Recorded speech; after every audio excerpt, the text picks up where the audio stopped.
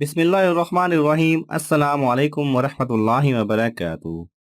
नाज़रीन ग्रामी, मियाँ बीवी जब तक एक दूसरे के लिए मोहब्बत जाहिर करते रहते हैं तो उनका बंधन मजबूत रहता है।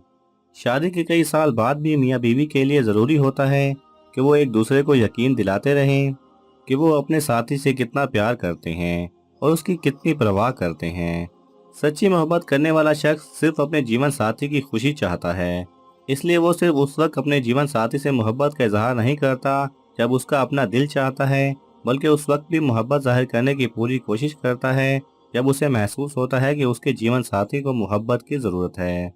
आज का वजीफा बहुत ख़ास है, इससे इंशाअल्लाह आप पत्थर दिल को भी मोम कर लेंगे।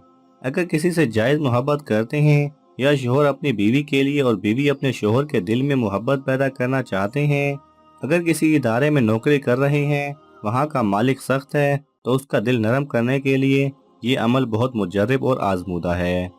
ये अमल बार बार आजमाया गया है, पर शर्त यह है कि ख्वाहिश जायज़ हो। अगर बहू अपने ससुराल में बहुत तंगी से रह रही है, वो भी ये अमल करें, इंशाअल्लाह बहुत मुजर्रब अमल है।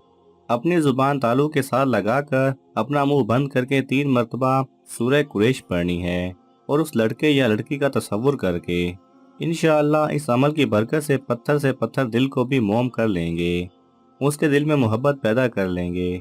अल्लाह ताला से दुआ भी करनी है। चंद दिन ही ये अमल करेंगे और अल्लाह के हुक्म से उस शख्स के दिल में आपके लिए मोहब्बत पैदा हो जाएगी।